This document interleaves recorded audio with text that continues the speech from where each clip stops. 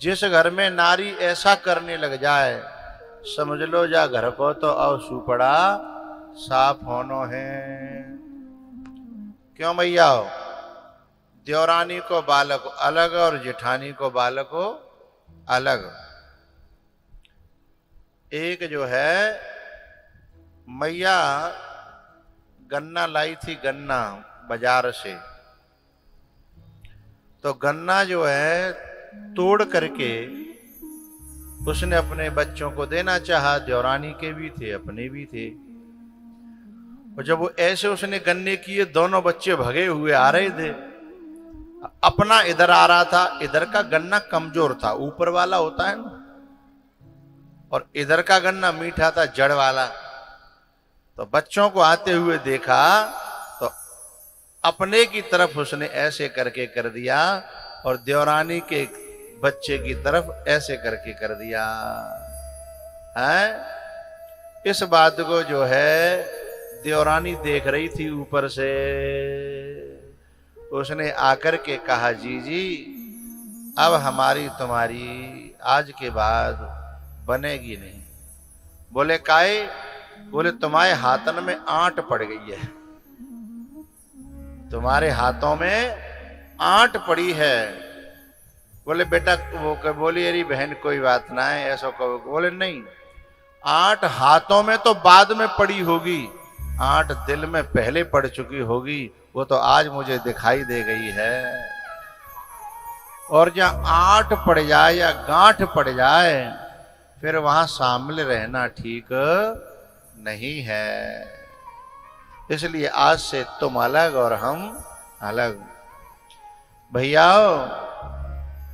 एक बात का हमें ध्यान रखना चाहिए कि रहे मन धागा प्रेम का, मत तोरो चटका। टूटे पाछे ना जुरे,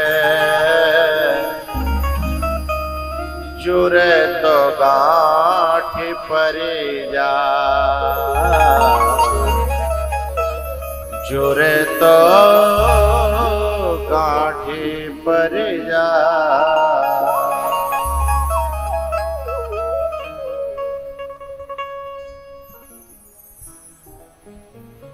ध्रुव जी महाराज अपनी माँ के पास जाकर के रोते हैं कि मैया सही सही बता, मेरा पिता कौन है? बोले बेटा, गद्दी पे जो वो बैठे हैं ना, वो तेरे पिता हैं। बोले ऐसे कैसे पिता? कि मैं पिटता रहा और वो टुकुर टुकुर देखते रहे। तब सुनीति कहती है, बेटा हमारे अभी दिन थोड़े खराब चल रहे हैं। टेढ़े दिन जब रहते हैं ना, तो अपने भी काम नहीं आते। बुरे दिनों का ऐसा कुछ नियम रहता है।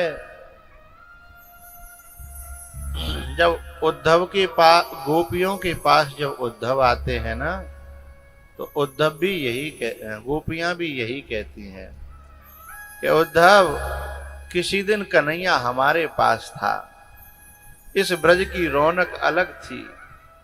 आज कन्हैया हमारे पास नहीं है ना, तो तू भी हमें आज उपदेश देने आया है। नहीं, हमारी ब्रज भूमि में कभी नारद जैसे ऋषि भी उपदेश लेने के लिए आया करते थे। ये वो ब्रज भूमि है। लेकिन आज कन्हैया हमारे पास नहीं है ना, हैं? जब टेढ़े दिन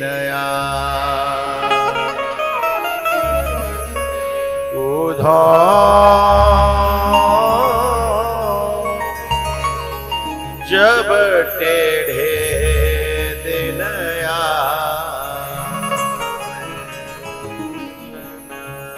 कंचन माटी होए पकड़त ही। पहले हम माटी को हाथ लगाती थी, सोना बन जाता था। आज हम सोने को हाथ लगाती हैं तो माटी बन जाती है। कंचन माटी होए पकर दही, मांगे भीख न पाए।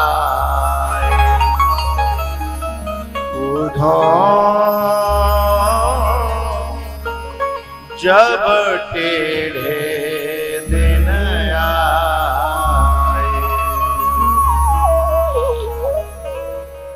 ज्ञान बुद्धि बल कामन आवे, मूर्ख ज्ञान बताए। 2 कौड़ी का आदमी, 2 कौड़ी का आदमी भी हमें ज्ञान देने लगा है। अरे उद्धव भैया, क्योंकि आज हमारा श्याम हमारे साथ नहीं है।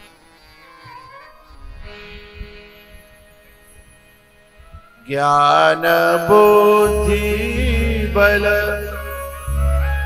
कामन आवे, मूर्ख ज्ञान बताए। जब टेढ़े दिन आए,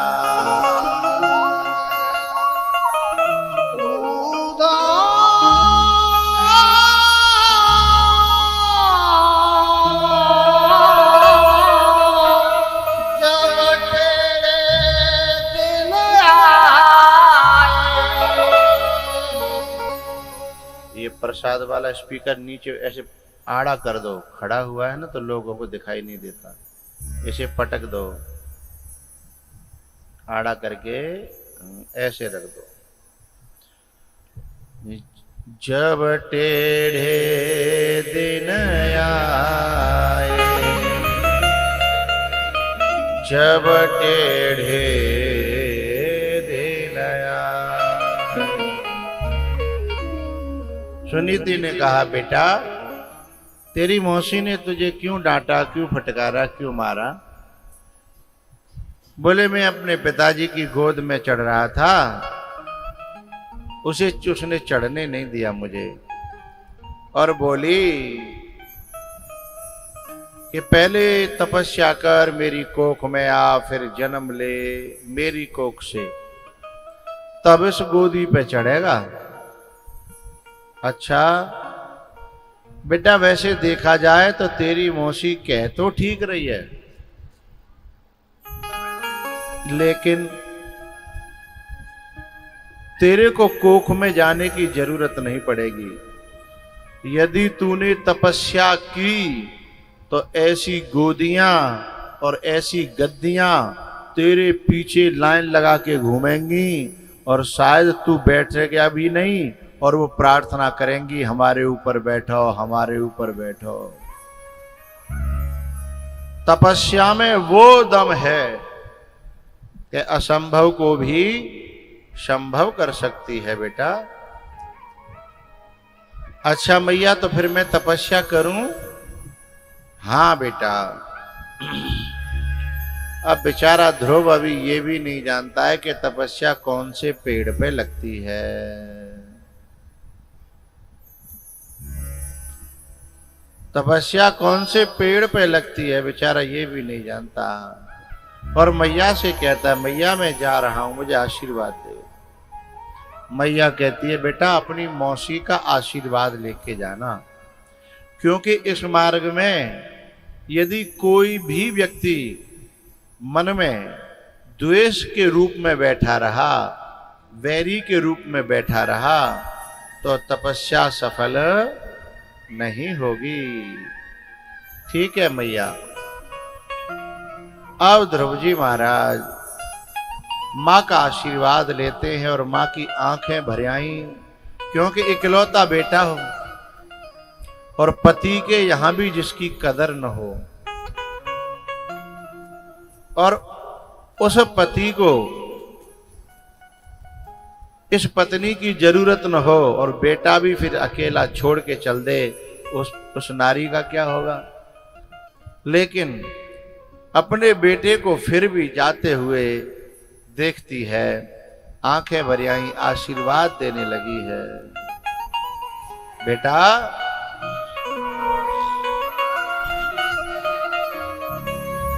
बेटा तू जा संग में, दुआ हमारी है बेटा।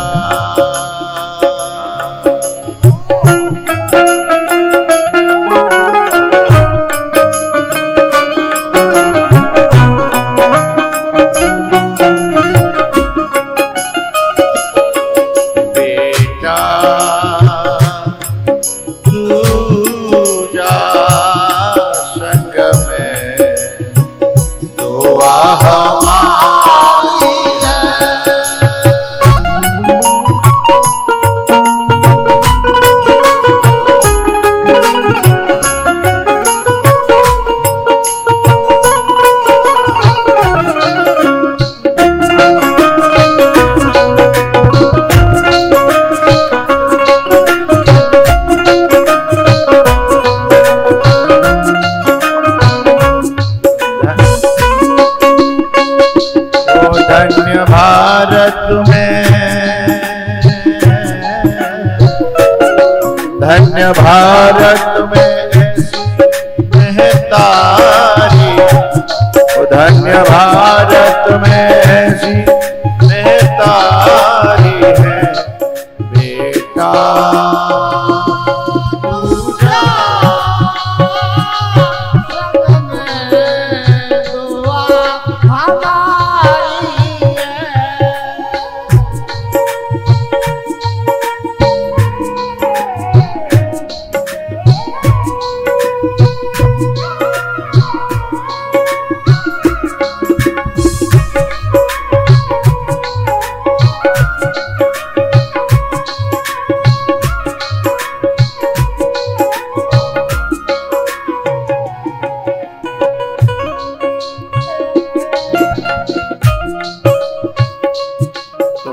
जाना है प्रभु को पाना है,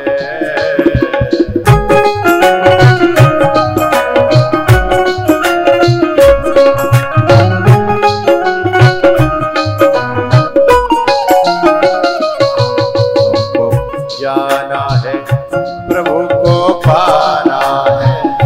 ओ नाम मैया का ऊंचा उठाना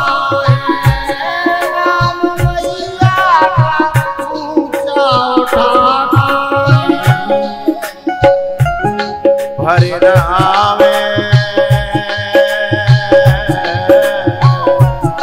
भरे नहावे ये अखियां हमारी है, भरे नहावे ये अखियां हमारी है।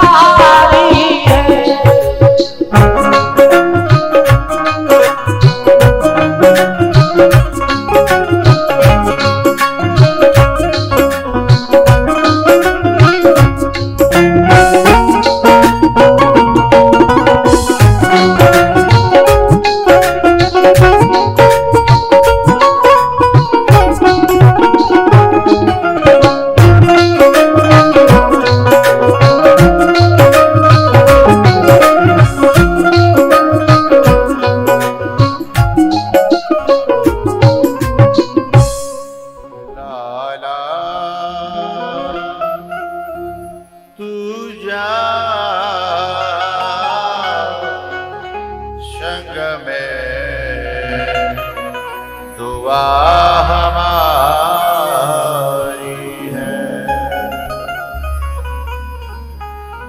ध्रुव जी महाराज जैसे ही चले ना, भगवान का सिंहासन हिल गया कि मेरी ओर एक मासूम सा बच्चा चल पड़ा है, अभी ये कुछ जानता भी नहीं है, तो इसकी रक्षा करने की जिम्मेदारी मेरी है। उन्होंने तुरंत नारद जी को बुलाया। ए नारद जी, जाओ, एक नन्हा सा मेरा भक्त मेरे लिए घर छोड़ के चल पड़ा है, उसे मंत्र दो, सुरक्षा करो, उसकी पूरी पूरी देखभाल करो, जाओ। नारद जी महाराज गए, उन्होंने गुरु मंत्र दिया। और गुरु मंत्र, एक बात ध्यान रखना भैया, जब हमें जीवन में स्वयं चलते चलते कोई संत मिल जाए तो समझना भगवान ने हमारे लिए इस संत को भेजा है।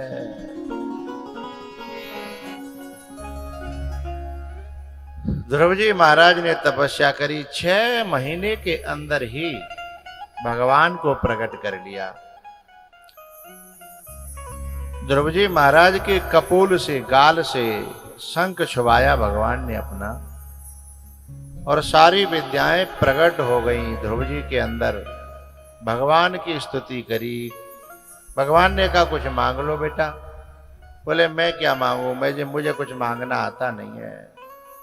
तो बोले ठीक है, मैं अपनी ओर से तुझे इस मृत्यु लोक का 36,000 वर्ष का राज्य दे रहा हूं। उसके बाद तुमको मौत नहीं आएगी, तुम्हें विमान लेने के लिए आएगा ध्रुवलोक के लिए, और वहां तुम्हारा ध्रुव तारा ध्रुवलोक के रूप में तुम्हारा इंतजार करेगा। ये है तपस्या का फल। अब ये खबर जो है जब वहां पहुंची उत्तानपाद के नगर में, तो उत्तानपाद पूरी सेना को लेकर के, नगर वासियों को लेकर के, रथ और हाथी घोड़े लेकर के ध्रुव जी को लेने आए। आज कौन से ध्रुव जी को, जो उस दिन घर से निकाल दिए थे, नगर से निकाल दिए थे। जब उन्हें लेने के लिए आए हैं तो ध्रुव जी की आंखें भर आईं, और नगर के दरवाजे पे तो क्या देखा कि उनकी जो मौसी, जिसने थप्पड़ मार के निकाला था, वो आरती सजा रही है। किसी बगल वाली ने पूछा क्यों, क्या कर रही है, क्या हुआ? अरे बोले मेरे बेटे को भगवान का दर्शन हुआ है। तब तक एक दूसरी बोली, अच्छा आज तो बेटा है वो, जब भगवान मिल गए तो है, जादना तेरे कान पकड़ के निकालो का हो, वादना तेरो बेटा नहीं हो है। ध्रुव जी ने जब देखा कि मौसी के हाथों में आरती का थाल है, तब उन्हें मां के वचन याद आए कि बेटा यदि तपस्या कर लेगा ना, तो यही गोदियां और यही गद्दियां तेरे पीछे पीछे डोलेंगी, तेरा स्वागत करेंगी, तेरी आरती उतारेंगी। मां का वो वचन आज सत्य हो गया। एक परमात्मा, 6 महीने में तूने मेरी जिंदगी बदल दी है, मेरा पूरा सब जीवन बदल गया। मैं तेरा कैसे आभार प्रकट करूं, कैसे शुक्रिया अदा करूं।